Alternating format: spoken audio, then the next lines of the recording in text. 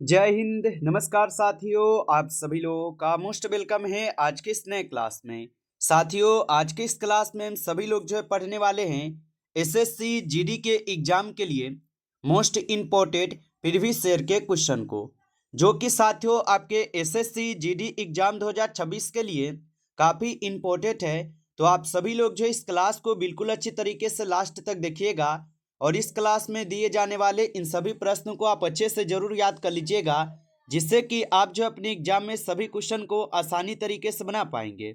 तो चलिए साथियों, क्लास को स्टार्ट करते हैं। उनसे पहले यदि आप इस चैनल पे पहली बार जुड़ रहे हैं तो साथियों आप जो इस चैनल को सब्सक्राइब कर लीजिए और सब्सक्राइब करके साथियों आप ऑल नोटिफिकेशन को ऑल पे दबा लीजिएगा, जिससे कि जब भी कोई नई क्लास हो सबसे पहले क्लास का नोटिफिकेशन आपके पास जो है पहुंच सके। तो साथियों आप इस चैनल को सब्सक्राइब कर लीजिए, साथ ही साथ आप जो इस क्लास को भी लाइक जरूर कर लीजिएगा। तो चलिए क्लास को स्टार्ट करते हैं और देखिएगा साथियों क्वेश्चन क्या दिया गया है। साथियों क्वेश्चन दिया गया है कि भारतीय संविधान के किस अनुच्छेद के अंतर्गत राष्ट्रीय वित्त आपात घोषित करता है। चलिए बताएंगे साथियों कि भारतीय संविधान के किस अनुच्छेद के अंतर्गत राष्ट्रपति वित्तीय आपातकाल जो है घोषित करते हैं। तो याद रखिएगा साथियों, यह करते हैं आपके अनुच्छेद 360 के तहत। ऑप्शन यहाँ पे आप सी लगा रहे हैं तो सही जवाब है अनुच्छेद 360 के तहत। अगला क्वेश्चन देखेंगे साथियों, क्वेश्चन है निम्न में से कौन सा यहाँ पे देश BRICS का संस्थापक सदस्य नहीं है। तो याद रखिएगा साथियों, निम्न में से कौन सा देश है जो कि BRICS का संस्थापक सदस्य नहीं होगा। तो साथियों चीन नहीं है, ऑप्शन सी यहाँ पे सही जवाब है, चीन नहीं होगा। अगला प्रश्न देखेंगे साथियों, प्रश्न है कि भारत में पहली बार जनगणना जो है ये किस वायसराय के समय हुई थी। चलिए बताएंगे साथियों, ये सभी क्वेश्चन साथियों काफी इंपॉर्टेंट और सिलेक्टेड क्वेश्चन हैं, जो कि आपके पेपर में साथियों 100% ये सभी प्रश्न पूछे जाएंगे। तो आप अच्छे से इन प्रश्न को साथियों जरूर याद कर लीजिएगा। और बताएंगे साथियों, भारत में पहली बार जनगणना किस वायसराय के समय हुई थी। तो याद रखेंगे साथियों, भारत में पहली बार जनगणना जो है लॉर्ड मेयो के शासनकाल में होती है। ऑप्शन बी यहाँ पे सही जवाब होगा। अगला प्रश्न देखेंगे साथियों, प्रश्न है कि अल्पसंख्यक शब्द की परिभाषा संविधान के किस अनुसूची में दी गई है। चलिए बताएंगे साथियों कि अल्पसंख्यक शब्द की परिभाषा संविधान के किस अनुसूची में दी गई है। तो साथियों याद रखिएगा आप सभी लोग, अल्पसंख्यक शब्द की जो परिभाषा है ये संविधान के किसी भी अनुसूची में नहीं दी गई है। तो ऑप्शन डी होगा, यहाँ पे कोई भी अनुसूची नहीं है। ऑप्शन डी यहाँ पे सही जवाब है, कोई भी नहीं होगा। अगला प्रश्न साथियों कि निम्न में से कौन सा विटामिन रक्त के थक्के जमने में सहायक है। चलिए बताएंगे साथियों, निम्न में से कौन सा थक्का है जो कि रक्त को यहाँ पे जमाने में सहायक होता है।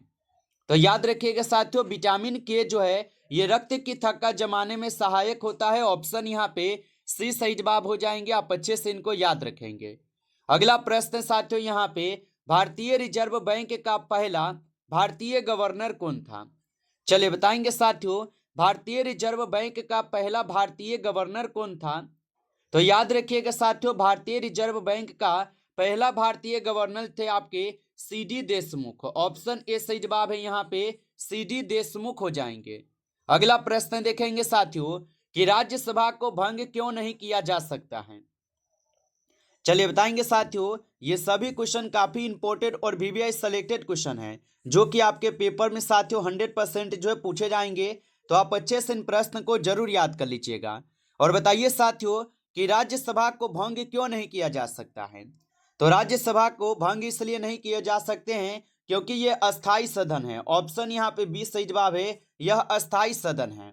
अगला प्रश्न देखेंगे साथियों, निम्न में से कौन सा अनुच्छेद संविधान की आत्मा कहा जाता है। चलिए बताएंगे साथियों, निम्न में से कौन से अनुच्छेद को साथियों यहाँ पे संविधान की आत्मा कहा जाता है। तो याद रखेंगे साथियों, अनुच्छेद 32 को डॉक्टर भीमराव अंबेडकर जी जो है ये संविधान की आत्मा और हृदय कहे हैं। ऑप्शन डी सही जवाब है, अनुच्छेद 32 होगा। चलिए अगला प्रश्न देखेंगे साथियों, प्रश्न है कि भारत में राष्ट्रीय आय की गणना किस संस्था द्वारा की जाती है। चलिए बताएंगे साथियों, भारत में राष्ट्रीय आय की जो गणना है ये किस संस्था के द्वारा की जाती है। तो साथियों याद रखेंगे आप सभी लोग, यह किए जाते हैं CSO के तहत। ऑप्शन यहाँ पे आप लोग का सही जवाब सी हो जाएंगे, याद रखिएगा। चलिए अगला प्रश्न है साथियों, यहाँ पे निम्न में से कौन सा गैस ग्रीन हाउस गैस नहीं है? चलिए बताएंगे साथियों, निम्न में से कौन सा यहाँ पे गैस है जो कि ग्रीन हाउस गैस नहीं है?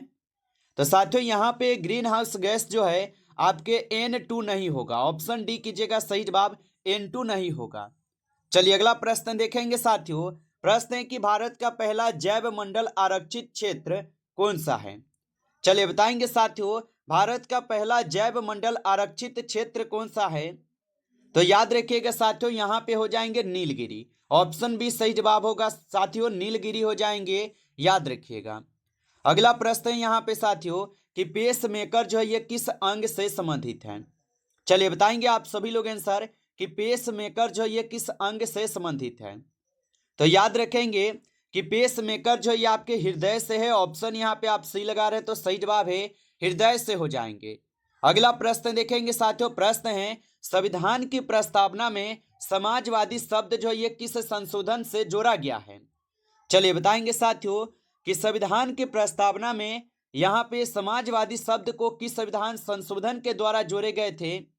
तो याद रखिएगा साथियों, 42वां संविधान संशोधन होता है जिसके द्वारा क्या है तो समाजवादी शब्द को साथियों जोड़े जाते हैं। ऑप्शन यहाँ पे सी आपका सही जवाब होगा। चलिए अगला प्रश्न साथियों, यहाँ पे निम्न में से कौन सा यहाँ पे कर है जो कि प्रत्यक्ष कर है? चलिए बताएंगे साथियों, निम्न में से कौन सा कर है साथियों जो कि प्रत्यक्ष कर होगा? तो साथियों यहाँ पे प्रत्यक्ष कर आपके आयकर हो जाएंगे। ऑप्शन डी कीजिएगा, सही जवाब आयकर जो ये आपके प्रत्यक्ष कर होगा। चलिए अगला प्रश्न देखेंगे साथियों कि ब्लू फ्लैग प्रमाण जो है ये किससे संबंधित है? चलिए बताएंगे साथियों। और साथियों आप इस क्लास को अभी तक लाइक नहीं किए हैं तो आपसे छोटा सा रिक्वेस्ट है कि आप इस क्लास को साथियों एक बार ज़्यादा से ज़्यादा आप लाइक जरूर कर लीजिएगा। नए जुड़े हैं चैनल पे तो साथियों आप इस चैनल को सब्सक्राइब करके ऑल नोटिफिकेशन को भी ऑल पे दबा लीजिएगा, जिससे कि जब भी कोई नई क्लास हो सबसे पहले क्लास का नोटिफिकेशन आपके पास जो है साथियों पहुंच सके। तो आप इस चैनल को सब्सक्राइब कर लीजिएगा। और साथियों यदि आपको PDF चाहिए रिवीजन के लिए तो साथियों आप कमेंट करके जरूर बताएंगे। और बताइएगा साथियों कि ब्लू फ्लैग प्रमाण जो है ये किससे संबंधित हो जाएंगे? तो याद रखिएगा साथियों ये आपके समुद्र तट से संबंधित है। ऑप्शन यहाँ पे बी सही जवाब है, समुद्र तट से। अगला प्रश्न देखेंगे साथियों, भारत में नियंत्रक एवं महालेखा परीक्षक की नियुक्ति कौन करता है? चलिए बताएंगे साथियों, भारत में नियंत्रक एवं महालेखा परीक्षक की नियुक्ति कौन करता है? तो साथियों याद रख लीजिएगा आप सभी लोग, राष्ट्रपति के द्वारा की जाती है। ऑप्शन सी सही जवाब है, राष्ट्रपति के द्वारा की जाती है। चलिए अगला प्रश्न देखेंगे साथियों। प्रश्न है कि निम्न में से यहाँ पे कौन सा ग्रह है जो कि सूर्य से सबसे दूर है? चलिए बताइए साथियों, निम्न में से कौन सा ग्रह है जो कि सूर्य से सबसे दूर होगा? तो साथियों सूर्य से सबसे दूर ग्रह कौन सा है? तो नेपच्यून जो है साथियों ये सूर्य से सबसे दूर स्थित ग्रह है। ऑप्शन यहाँ पे बी सही जवाब हो जाएंगे, नेपच्यून होगा। चलिए अगला प्रश्न देखेंगे साथियों कि 0 आवर की अवधारणा किस देश से ली गई है?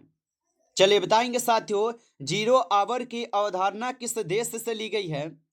तो साथियों 0 आवर की अवधारणा जो है यह साथियों भारत से ली गई है। ऑप्शन सी सही जवाब है, भारत से ली गई है। अगला प्रश्न देखेंगे साथियों, और प्रश्न है कि मानव शरीर में सबसे बड़ी ग्रंथि कौन सी है? चलिए बताइएगा साथियों, मानव शरीर में सबसे बड़ी ग्रंथि कौन सी होगा? तो मानव शरीर में सबसे बड़ी ग्रंथि जो है यहाँ पे साथियों यकृत हो जाएंगे। ऑप्शन सी कीजिएगा, सही जवाब यकृत जो ये मानव शरीर में सबसे बड़ी ग्रंथि है। चलिए अगला प्रश्न देखेंगे साथियों, भारत में सबसे अधिक जनसंख्या घनत्व जो है वाला राज्य कौन सा है? चलिए बताइए साथियों, भारत में सबसे अधिक जनसंख्या घनत्व वाला राज्य कौन सा है? तो याद रखेंगे साथियों, भारत में सबसे अधिक जनसंख्या घनत्व वाला राज्य जो है उत्तर प्रदेश है। ऑप्शन ए सही जवाब होगा, यहाँ पे उत्तर प्रदेश होगा। चलिए अगला प्रश्न देखेंगे साथियों कि दीन ए इलाही धर्म किसके द्वारा जो साथियों शुरू किया गया था? चलिए बताइएगा साथियों, दीन ए इलाही धर्म जो ये किसके द्वारा शुरू किया गया था? तो साथियों आप सभी लोग जो याद रखिएगा यह किए गए थे आपके अकबर के द्वारा। ऑप्शन ए यहाँ पे सही जवाब होगा साथियों, अकबर के द्वारा किए गए थे। अगला प्रश्न देखेंगे साथियों कि तराइन की दूसरी लड़ाई किस वर्ष लड़ी गई थी? चलिए बताएंगे साथियों, तराइन की दूसरी लड़ाई जो है ये किस वर्ष लड़ी गई थी? तो साथियों तराइन की दूसरी लड़ाई जो है यह आपके 1192 में होती है। ऑप्शन यहाँ पे डी सही जवाब हो जाएंगे। 1192 में तराइन की दूसरी लड़ाई हुई थी। अगला प्रश्न देखिएगा साथियों, प्रश्न है कि राजतंत्रगिनी पुस्तक के लेखक कौन है? चलिए बताएंगे साथियों कि राजतंत्रगिनी पुस्तक के लेखक कौन हो जाएंगे। तो राजतंत्रगिनी पुस्तक के लेखक जो है साथियों यहाँ पे हो जाएंगे आपके कलहन। ऑप्शन बी कीजिएगा सही जवाब, कलहन जो है ये राजतंत्रगिनी पुस्तक के लेखक हैं। अगला प्रश्न साथियों यहाँ पे कि इंसुलिन का प्रयोग जो ये किस बीमारी के उपचार में होता है? चलिए बताएंगे साथियों कि इंसुलिन का प्रयोग किस बीमारी के उपचार में होता है। तो साथियों इंसुलिन का जो प्रयोग है ये मधुमेह के बीमारी में यहाँ पे उपचार में होता है। ऑप्शन ए यहाँ पे सही जवाब होगा। अगला प्रश्न देखेंगे साथियों कि बिहू जो ये किस राज्य का सबसे महत्वपूर्ण त्योहार है?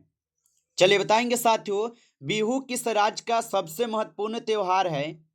तो साथियों बिहू जो है यह हो जाएंगे आपके असम राज्य के सबसे महत्वपूर्ण त्योहार। ऑप्शन ए सही जवाब है, याद रखेंगे। अगला प्रश्न साथियों यहाँ पे कि जय जवान जय किसान का नारा जो साथियों किसने दिया था? चलिए बताएंगे आप सभी लोग कि जय जवान और जय किसान का नारा किसने दिया था। तो याद रखेंगे साथियों जय जवान और जय किसान का नारा जो है यह लाल बहादुर शास्त्री के द्वारा दी जाती है। ऑप्शन यहाँ पे बी सही जवाब है, लाल बहादुर शास्त्री के द्वारा। अगला प्रश्न देखेंगे साथियों, प्रश्न है आपका कि सबसे पहले सूर्य जो है ये किस राज्य में निकलता है? चलिए बताएंगे साथियों कि सबसे पहले सूर्य किस राज्य में निकलता है। तो याद रखिएगा साथियों सबसे पहले सूर्य जो ये अरुणाचल प्रदेश में निकलते हैं। ऑप्शन बी सही जवाब है, अरुणाचल प्रदेश हो जाएंगे। अगला प्रश्न देखेंगे साथियों कि कांग्रेस जो है ये छोड़ने के बाद 1939 में सुभाष चंद्र बोस ने अपनी पार्टी बनाई जिसका नाम क्या था? तो कांग्रेस छोड़ने के बाद 1939 में सुभाष चंद्र बोस ने अपनी एक पार्टी बनाई थी जिसका नाम क्या था साथियों? तो जिसका नाम था यहाँ पे फॉरवर्ड ब्लॉक। ऑप्शन सी कीजिएगा सही जवाब, फॉरवर्ड ब्लॉक थे। अगला प्रश्न देखेंगे साथियों, प्रश्न है कि पंजाब केसरी की उपाधि किसे दी गई है? चलिए बताएंगे साथियों कि पंजाब केसरी की उपाधि जो है किसे दी गई थी। तो याद रखिएगा साथियों पंजाब केसरी की उपाधि जो है लाला लाजपत राय जी को दी जाती है। ऑप्शन यहाँ पे बी सही जवाब है, लाला लाजपत राय हो जाएंगे। अगला प्रश्न देखिएगा साथियों, और प्रश्न है कि वास्को डी गामा जो है ये भारत कब आया था? चलिए बताएंगे साथियों वास्को डी गामा जो है ये भारत कब आते हैं। तो याद रखिएगा साथियों 17 मई 1498 को वास्को डी गामा जो ये भारत आते हैं। ऑप्शन ए सही जवाब है, 1498 हो जाएंगे। अगला प्रश्न यहाँ पे है कि 1853 में भारत में पहली बार रेलगाड़ी जो है ये कहाँ से चली थी? चलिए बताएंगे साथियों कि 1853 में भारत में पहली बार रेलगाड़ी कहाँ से चली थी। तो याद रखेंगे साथियों यह चले थे आपके मुंबई से थाने। ऑप्शन यहाँ पे आप बी लगा रहे हैं तो सही जवाब है, मुंबई से थाने चले थे। अगला क्वेश्चन है साथियों यहाँ पे कि संयुक्त राष्ट्र संघ के प्रथम महासचिव कौन थे? चलिए बताइए साथियों यहाँ पे कि संयुक्त राष्ट्र संघ के प्रथम महासचिव कौन थे। तो याद रखिएगा साथियों त्रिगबेली हो जाएंगे। ऑप्शन बी यहाँ पे सही जवाब हो जाएंगे, त्रिगबेली हो जाएंगे। चलिए अगला प्रश्न देखिएगा साथियों, स्वतंत्र भारत के प्रथम भारतीय गवर्नर जनरल कौन थे? चलिए बताएंगे साथियों कि स्वतंत्र भारत के प्रथम भारतीय गवर्नर जनरल कौन थे। तो याद रखिएगा साथियों स्वतंत्र भारत के प्रथम भारतीय गवर्नर जनरल जो है साथियों यहाँ पे हो जाएंगे आपके महात्मा गांधी। महात्मा गांधी या सी राजगोपालचारी ने साथियों। ऑप्शन बी होगा सही जवाब, सी गोपालचारी जो कि स्वतंत्र भारत के प्रथम भारतीय गवर्नर जनरल थे। अगला प्रश्न यहाँ पे है भारत का पूर्व से पश्चिम तक का विस्तार जो है कितना है? चलिए बताएंगे साथियों भारत का पूर्व से पश्चिम तक का विस्तार कितना है। तो याद रखिएगा साथियों भारत का पूर्व से पश्चिम तक के जो विस्तार है ये हो जाएंगे आपके 2933 किलोमीटर। ऑप्शन ए यहाँ पे आपका सही जवाब है, 2933 किलोमीटर। अगला प्रश्न देखेंगे साथियों कि श्रीलंका की राजधानी जो है ये कहाँ स्थित है। चलिए बताएंगे साथियों श्रीलंका की राजधानी कहाँ स्थित है। तो साथियों श्रीलंका की जो राजधानी है यह कोलंबो में हो जाएंगे। ऑप्शन ए सही जवाब हो जाएंगे, यहाँ पे कोलंबो में होगा। नमस्कार साथियों, इस क्लास में आपके टॉप 35 क्वेश्चन थे जो कि काफ़ी इंपॉर्टेंट और सेलेक्टेड क्वेश्चन थे। ये सभी क्वेश्चन आपके एसएससी जीडी के एग्जाम के लिए। साथियों, यदि आपको क्लास अच्छा लगा हो तो साथियों आप इस क्लास को एक बार ज़्यादा से ज़्यादा आप लाइक कर लीजिएगा। नए जुड़े हैं चैनल पे तो आप इस चैनल को भी सब्सक्राइब कर लीजिए और सब्सक्राइब करके साथियों आप ऑल नोटिफिकेशन को ऑल पे दबा के आप जुड़ जाइएगा, जिससे कि जब भी कोई नई क्लास हो सबसे पहले क्लास का नोटिफिकेशन आपके पास जो है साथियों पहुंच सके। तो आप इस चैनल को सब्सक्राइब जरूर कर लीजिएगा। चलिए फिर मिलते हैं आपसे एक नेक्स्ट टॉपिक के साथ नेक्स्ट क्लास में। तब तक के लिए जय हिंद, जय भारत।